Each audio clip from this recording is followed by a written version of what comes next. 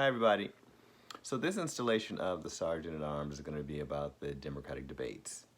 I've been a little hesitant to venture into this territory only because there's 20 candidates or more, and that's a lot of candidates. And so I didn't really want to spend a lot of time talking about it because the answer to everything ends up being, let's see what happens. And the last time we were in a position where we decided, let's see what happens, President Trump got elected. Because the answer to a lot of those people was, I don't really like Hillary. I suppose I could vote for Donald Trump and let's see what happens. And now we're seeing what happens. So I'm not a huge fan of let's see what happens, but unfortunately we don't have much of a choice other than to say to ourselves, let's see what happens.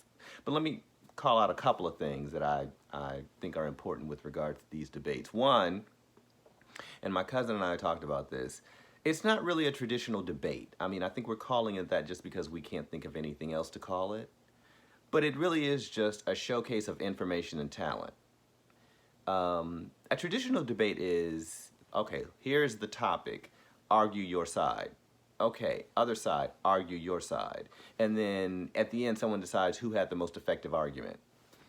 This is more, we ask a question, the candidate answers, sort of answers the question, but then it doesn't go to, okay, so you now, the other side refute, because there's 7 or 8 or 9 other sides.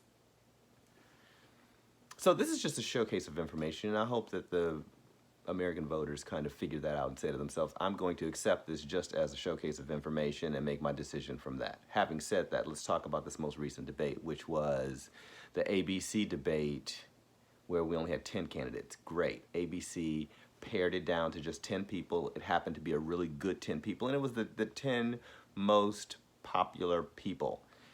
Let's not forget also that a lot of elections are about name recognition. Name recognition is about 75% of the battle, and then the other 25 is you just convincing people that what you have to say is better than what the other person has to say. So the people on the stage were mostly the people who have name recognition. Joe Biden, Elizabeth Warren, Bernie Sanders, Kamala Harris, Beto O'Rourke, Julian Castro, Pete Buttigieg. These are the people whose names are really out there, and they've just kind of been out there talking about what they want to do. That's great. So let's move on to one of the things that I don't like, and it's taking cheap shots at each other. Now, Mayor Pete Buttigieg called that out, and so did Cory Booker. They both said, listen, that's not what we should be here for. This is not the place for us to, take shots at each other. We're all Democrats, and we all have the same goal, which is becoming president of the United States and defeating Donald Trump. Great. So I agree with that. There was one moment where I felt like everybody was embodying that, and that was when everyone talked about what a good job they felt Beto O'Rourke was doing when he talked about where we should be on gun violence. They all kind of said, we really appreciate what he's been doing. We value the passion that he's bringing to it and the commitment and dedication, because it is really important. And so they all kind of, it was nice to see them all kind of unite and say, yes, you did a good job.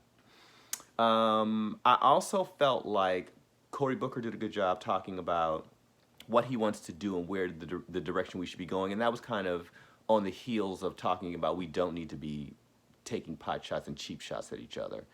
He talks a lot about what he did in Newark, which was good work. He's talked about a lot of what he's done as a senator for New Jersey. And so now I think he has to take that information and relate it to national and international topics so that American voters can see, yes, he can handle this job. It's not just about Newark or New Jersey for him. He really can handle this job on a national and international level. So I hope that he does get to that, and I hope that people do see that. Amy Klobuchar even did a good job talking about where she wants to be on health care, where she wants to be on gun violence. She did a good job.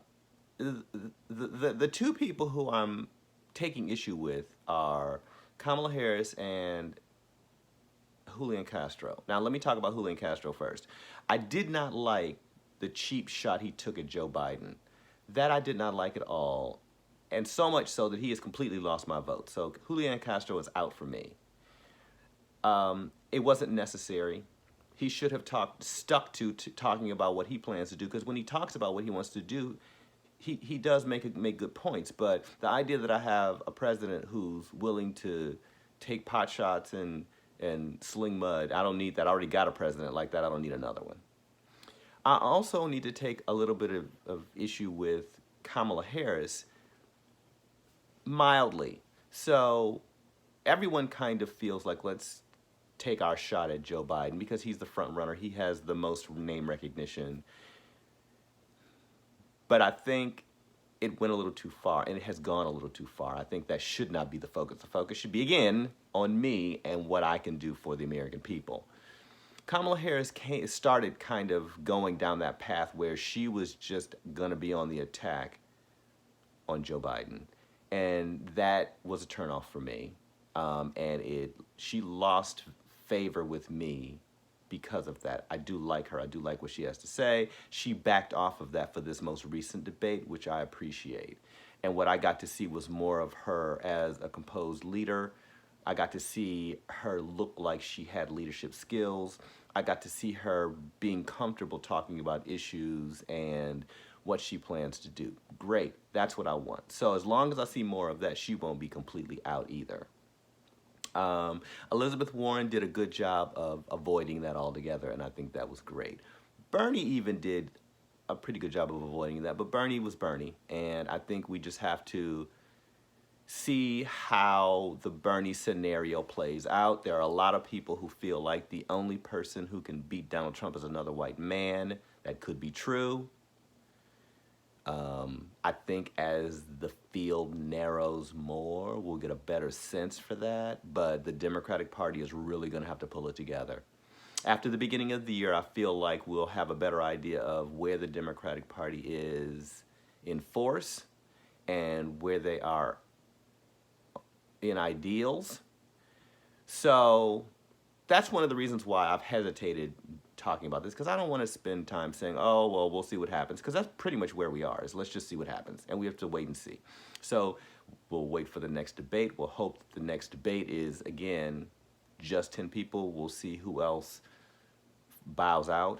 There are plenty of other people who should bow out, but there are 3 people who I hope stay in and continue to contribute good information, and that's the governor of the state of Washington, Jay Inslee, the former governor of Colorado, John Hickenlooper, and John Delaney, who is a former congressman from Maryland and a businessman.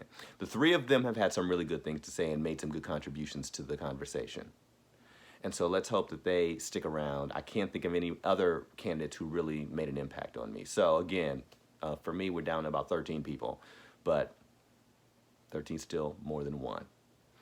So stay tuned.